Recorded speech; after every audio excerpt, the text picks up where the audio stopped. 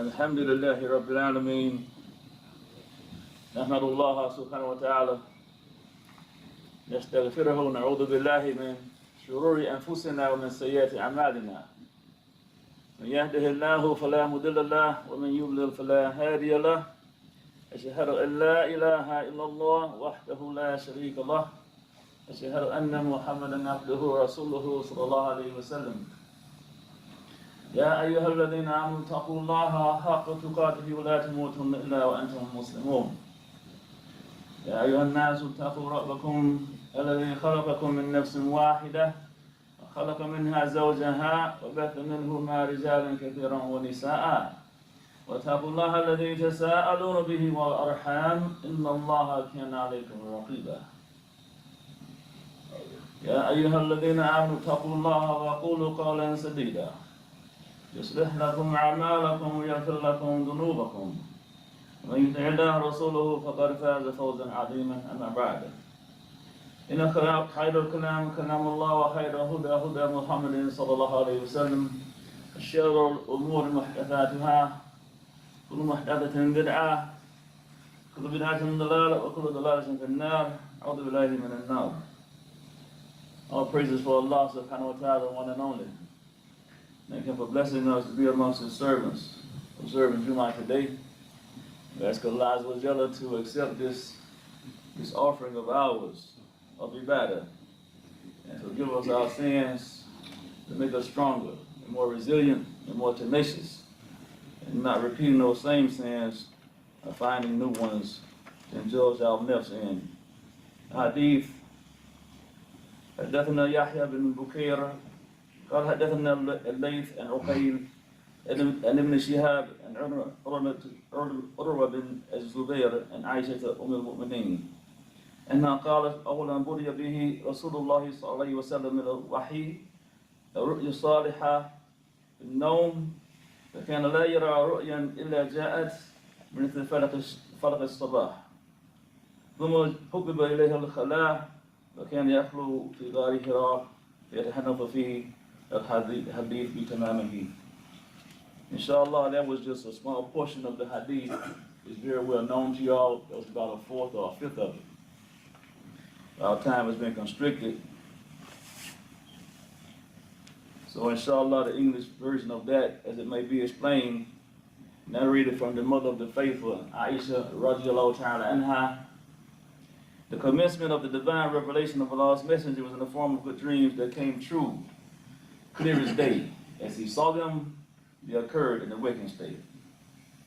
And then the love of seclusion became dear to the Prophet Muhammad alayhi salatu wasalam, and he would seclude himself in the cave of Hira, Gadi Hira. And he would stay there and worship Allah subhanahu wa ta'ala until he had the desire to return to his family, and they were patient with that. He should take with him on his journey those things he would need while he was there, his provisions, and his wife would help to prepare those things and tend to refresh those provisions if he wanted to go back. One time during one of those retreats of his, the hadith says the truth came, descended upon the Prophet Muhammad alayhi salam, speaking of Jibreel alayhi salam, who came to him and said to him, Iqra. He commanded him to read. The Prophet Muhammad ﷺ said, Man bi qari. And man could be istifham, that could be nafi. That is, it could be interrogative, it could be negating.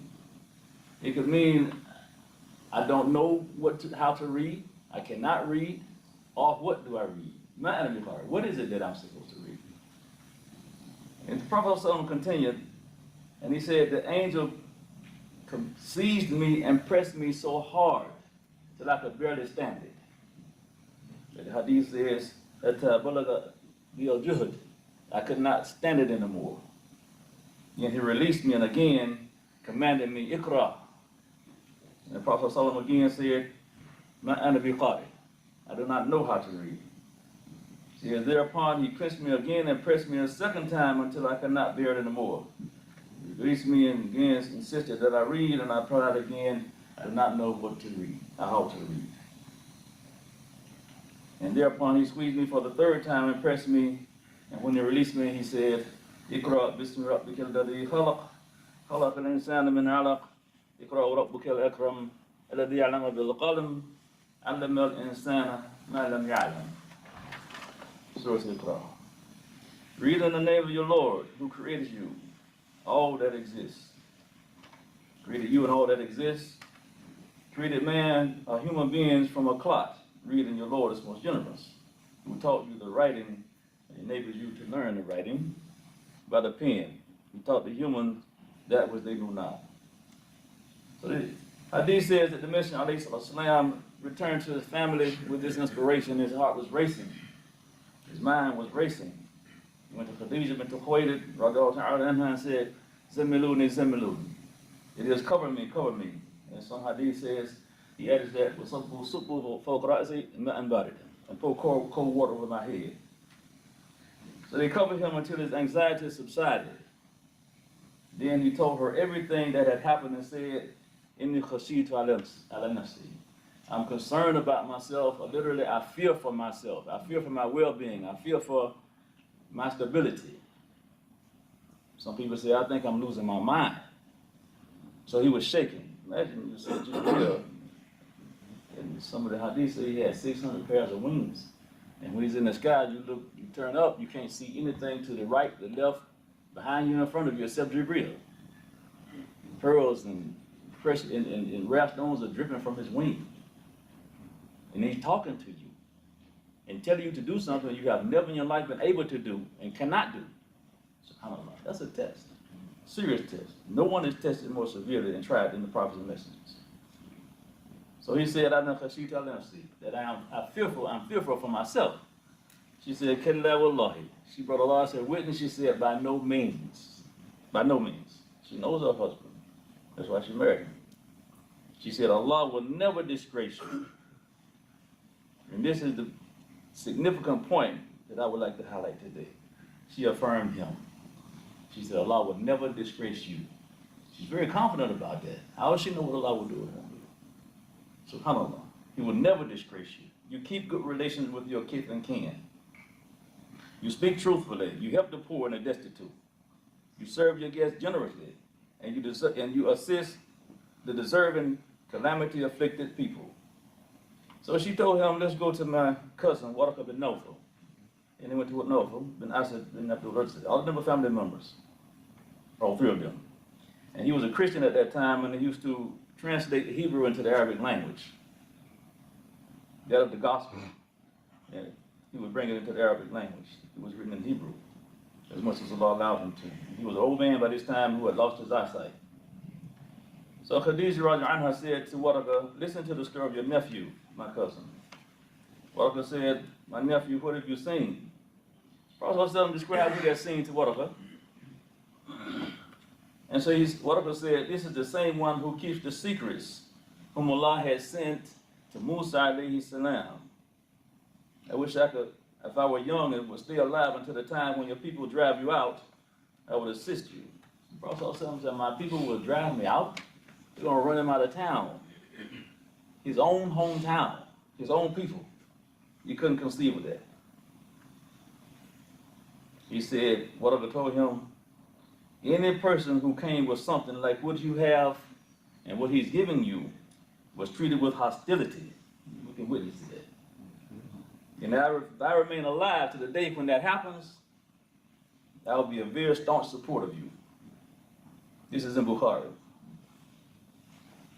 After that occurred, the revelation stopped. Or let's say it paused. And in the hadith by Muhammad ibn Shihab, he said, Abu Salama ibn Abdul Rahman told me that Jabir ibn Abdullah al-Ansari said, the Messenger of Allah said, speaking of that interval when the revelation had paused, while I was walking, I heard a voice from the sky. I looked up and saw Jibreel, who had come to me, the angel who had come to me in the cave, is what he said. And that was Jibreel. He was sitting on the chair between the heavens and the earth. I was afraid of him, so I came home and said, Zammiluni, Zammiluni. So I was afraid of him. I came home and said, cover me, and that was the cause again. He was so shaken by his experience. He was trembling and sweating profusely. And he was shaken, he was troubled. I don't want to say disturbed, but he was troubled by that. So then, when it was at that time when they covered him, Allah subhanahu wa ta'ala revealed the words, according to the hadith, Ya ayyuhal muddaththir qum, Ya ayyuhal muddaththir qum fa'anzir, wa rabbaka fakabbir, wa thiyabaka fatahhir, wa rujza fahjur, wa la tamnun tastakthir, wa li rabbika fasbir. فإذا نقر في الناقور فذلك يومئذ يوم عسير على الكافرين غير يسير. O Muhammad, enveloped in garments. O you who are enveloped in garments. He didn't call his name. Allah never said, Ya Muhammad. He always said, Ya Rasulullah, Ya Ayhan Nabi, Ya Ayhan Rasul. He never said, Ya Muhammad. And the companions never said, Ya Muhammad. SubhanAllah. This is, Allah says, we have raised high your mention him.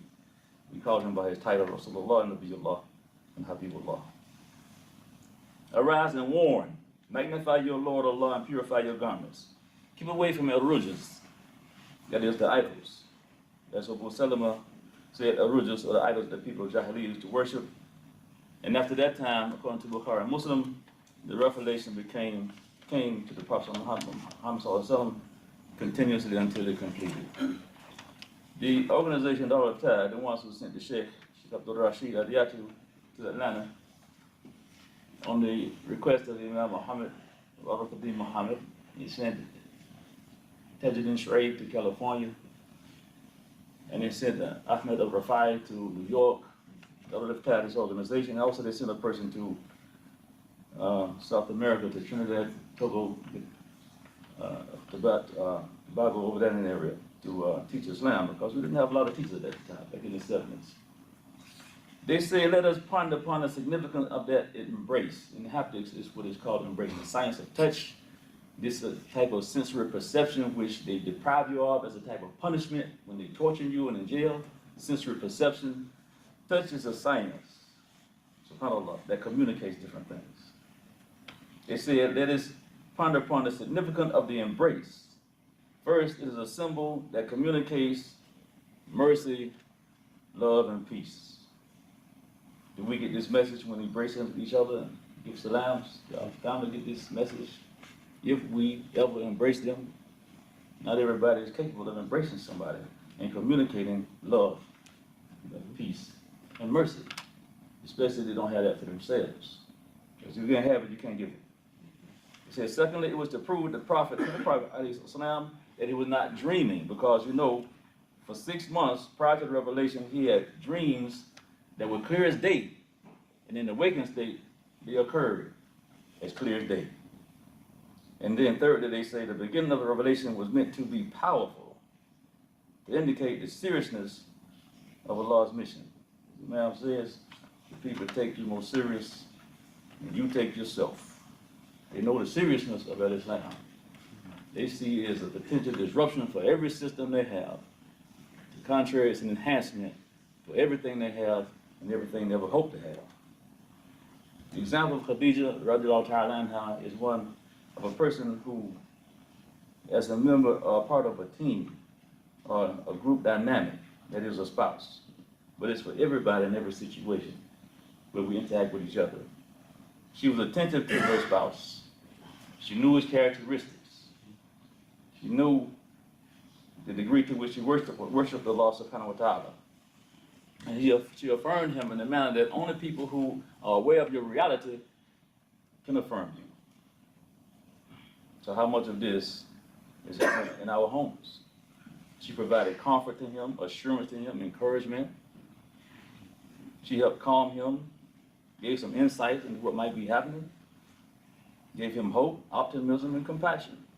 And she advised him on what to do. That's a good team now. That is mutually cooperating on things that bring about success, that build a bond, that becomes stronger and stronger the longer you do it. And we have to ask ourselves, are we doing this with our families? She's teaching us what it means to be a meaningful part of a family or any other group dynamic. Affirmation, as a definition, means to inform someone honestly and confidently of a reality that you observed. It means to declare something as being truthful and being real.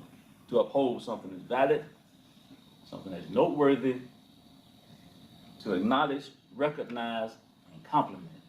SubhanAllah. It's very, very, very, very important, especially in our family. Now, this is a follow-up to the self-esteem, the boundaries, and the suicide prevention.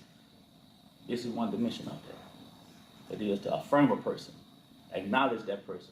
If for no other reason, then you are a human being of human value, just like I am. And if I recognize my human value and I appreciate it, I have to recognize everybody else's human value and appreciate that human value. The law says if you kill one soul, like you kill all humanity. And you spare a soul, or you prevent the death of the killing of a soul, it's like you prevent the death of all humanity. Because all humanity is one, again, is one genetic code, except that less than 1% that distinguishes you from everybody else. Otherwise, human being is human being. And it's different from confirmation, because confirmation is merely to provide proof, to verify something as being valid, whether it's positive or negative. But affirmation is always possible. Compliments, on the other hand, it could be exploitative and a total lie to manipulate a situation. I'll give you a compliment based on what I understand you think about yourself, even though it may not be true, because I want to manipulate you. Now look at the opposite of affirmation. The opposite of affirmation is to deny something or someone's humanity, to ignore someone or someone's value, to refuse to recognize as valid, having value, and being dismissive of that person as an individual, and what defines that person as an individual, and the value of that person as an individual with their own identity, likes and dislikes. It means to disregard, and this can lead to failure and the breakup of the unit, whatever that unit is. Say, for example, your child comes to you with some scribbling on a piece of paper and say, look, homie, look, boy, you look, look at my star that I drew. That's not a star. You can't even draw. You're defeating that child's confidence, creative abilities, ambitions, hopes, sense of value. You disregarded, dismissed, and devalued that child. And the younger that a person is, when you do that to them, the more destructive it is to their personality development and their development of their sense of self-esteem. So what is your family's language of affirmation? Is it one of disregard, that is the opposite of affirmation? Is it one that builds the family and makes it stronger? As I say, it is based on an acceptance of an individual who they are as a human being, acknowledging that and respecting that. When a child grows up in this type of environment, when they become older, they will be free of the need to be affirmed by people outside themselves. They see themselves as sufficient. I'm okay as an individual. I'm good. Allah gave me what I need. He has created everything and excelled in a superior manner in its creation. He made us complete. Getting married doesn't bring you a better half, because if you've been a half a person until you get married, SubhanAllah, you're in bad shape. Anyone who comes into your life, the most they should be able to do for you is enhance your reality, enhance who you are, make it better, bring themselves as a whole, complete person to another whole and complete person who are both comfortable with themselves, understand themselves, then they can have a beautiful relationship. Allah makes us inshallah to be people who understand that He has made us to be complete. And in that completion, we recognize that we didn't do ourselves. It was Allah subhanahu wa ta'ala has done that. So we submit to Him and practice this affirmation because it builds confidence in the young people and in each other. It fosters courage and positive self-esteem. It provides motivation, it affects bonding, and builds trust. And these are the elements that make us a successful family, a successful community, a successful team, or whatever that group is. أقول قولي هذا وأستغفر الله العظيم لي ولكم ولسائر المسلمين من كل ذنب فاستغفروه إنه هو الغفور الرحيم. I see the things seeking the praise of Allah subhanahu wa ta'ala for that reason alone. I ask Allah for forgiveness, give our Muslim sins, ask Allah for forgiveness. Inshallah, Allah is forgiving, Allah's mercy.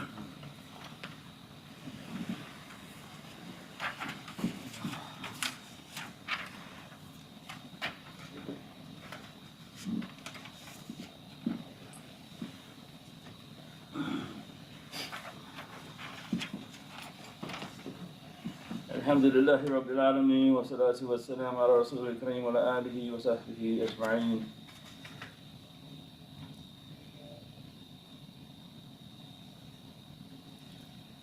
The sociologists, the psychologists, and people who are behavioral scientists say that the feeling of being genuinely appreciated and being acknowledged and respected as a human being, as an individual, and you don't have to, there's nothing you have to do, or nothing you have to possess to make you worthy of being acknowledged, of being recognized as a human being. That humanity is sufficient.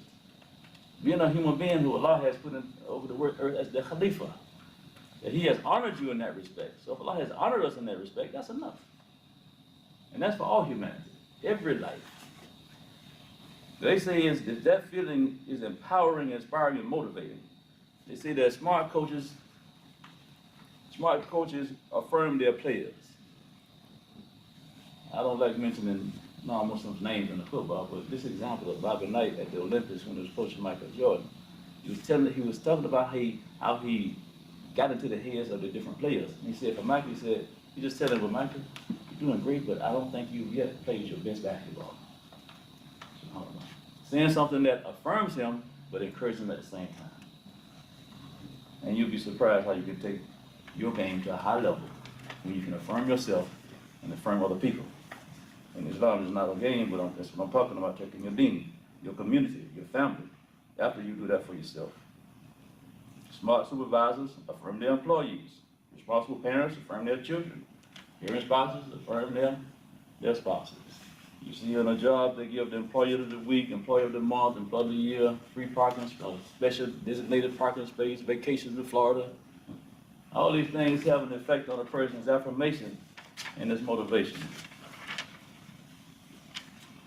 And you can never do, the Prophet said, "La yahqiranna ahadakum khayran qat." Let not any one of you ever belittle the least and most minimal of goodness.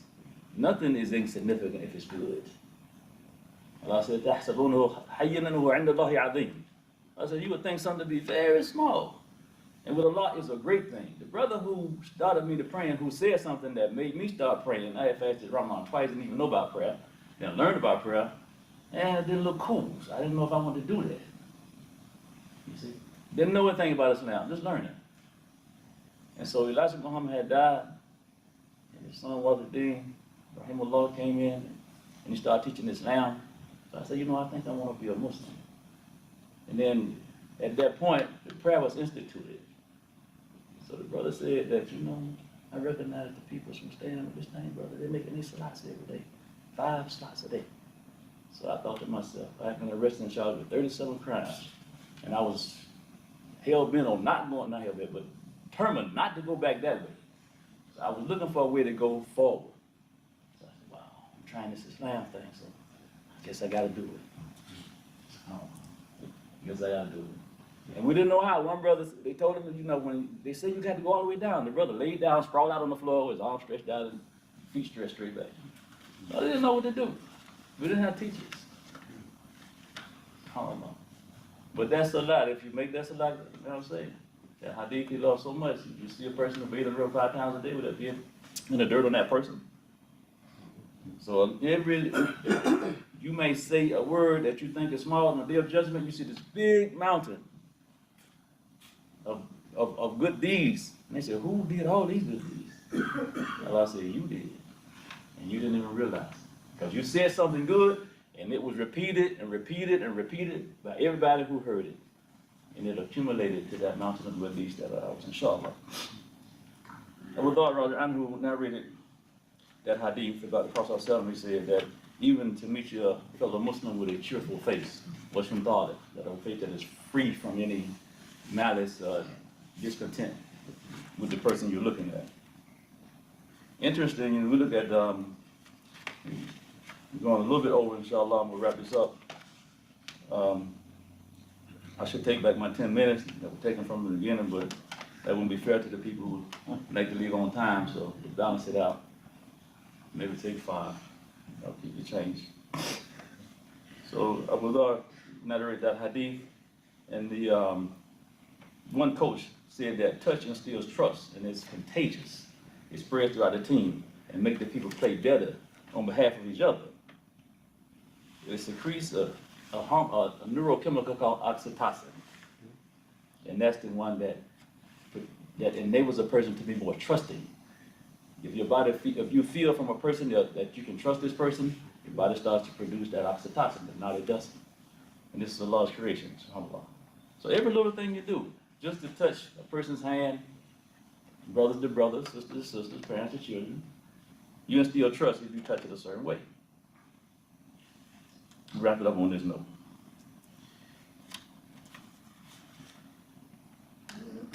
The people have noticed, subhanAllah, this is an example of how meticulously attentive these people are to being successful with the worldly things. Aisha Rajanha, Khadija Rajanha, the companions, they are very meticulously attentive to the Prophet ﷺ. They knew his character. They were right there with the hadith. The Prophet ﷺ was sitting with us. He sat up straight. He took a stick in his hand and he drew these things on the ground, so forth, so forth. They rather narrated everything about him, not just what he said, but everything, every movement he made. And that's what you do with your songs. And you know that from your songs. But how about the hadith? SubhanAllah. How about his character, the way he walked? You know the way the Prophet walked? You know his appearance? You know the description of his appearance? You know how he looked when he was happy, when he was angry? These are details that they gave us, and this is the model for us. I came for no other reason to complete than complete in you honorable character. So let us study the character process. So now at Berkeley, researchers have started recording fist bumps, high fives, chest bumps, leaping shoulder bumps, chest punches, head slaps, head grabs, low fives, high tens, and hugs. Because they notice that the more you do this, the more you win. So now this is a science that encourages them to do these things. What do we do in our homes? Have we been meticulously attentive to those things we're doing to cause our family to stay together, to break up? We're not paying attention to those things. We're thinking about I, me, mine. You see? Are we intentionally and deliberately doing things to bond our family together?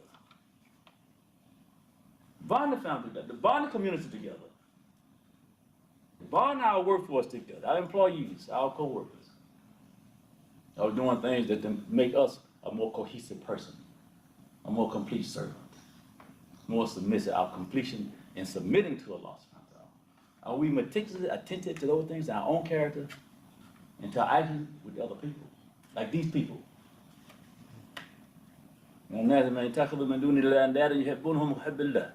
There people take other things that they love more than they love Allah. And those who believe, only the ones who believe, they are stronger in their love for Allah. So if we are strong in our love for Allah, we will be more attentive to those little things that make the difference in us, our families, our community, than they are in the things that make them win a game or get a contract. Inshallah, we see again when Jibreel alayhi salam, as I said, this is the final punctuation mark to that part. When he came to the Prophet ﷺ, he said that we were sitting in the Prophet ﷺ when a man was, all of a sudden, here he is. His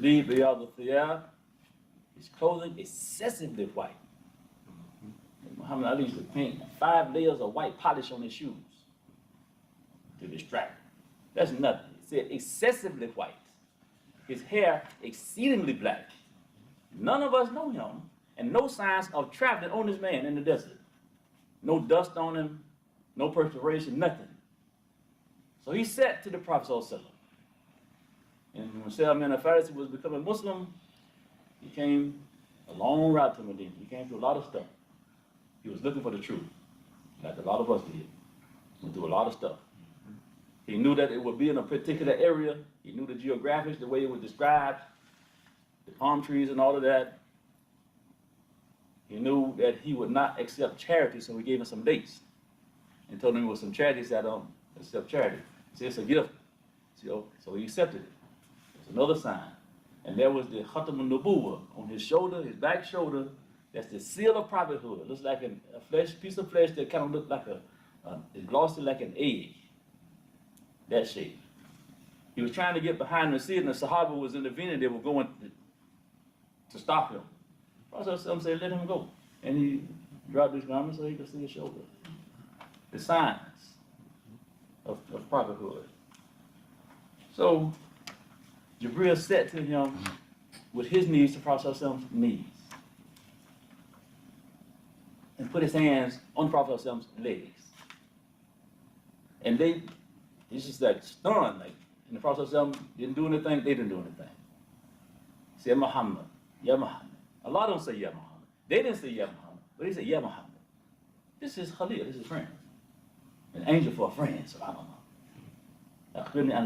Tell me, what is Islam? Islam, 1, 2, 3, 4, 5, please. He said, Sadaqta. Then he asked about Iman. It's sad. When is the hour?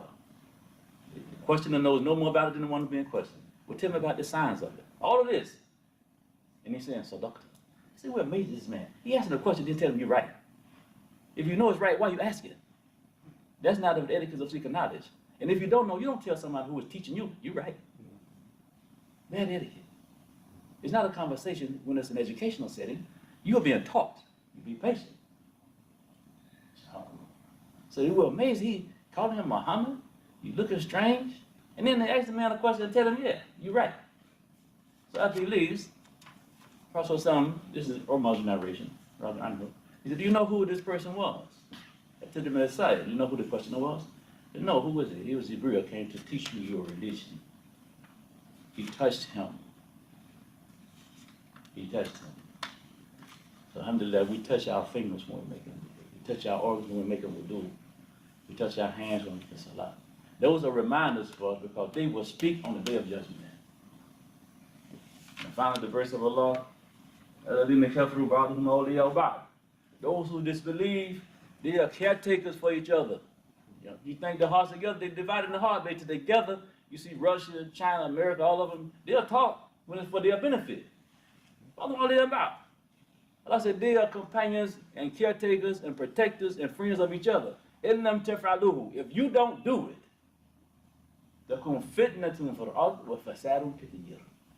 if you don't do it, Muslims, there'll be fitna throughout the land and much corruption. Because you're not going to do it. And that's what we're seeing. Because that's what we're doing. On the level that is not sufficient. May Allah ta'ala accept our Jummah, inshallah, forgive us our sins. Have mercy on those Muslims who are in the hospital today with heart attacks and strokes, who are under the COVID, who have had accidents on their jobs, in the homes, in the traffic.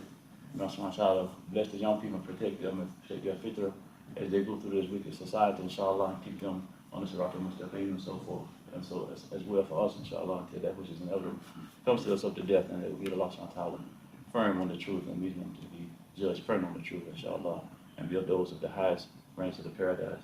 Wassalatu wassalamu ala sayyidina Muhammad.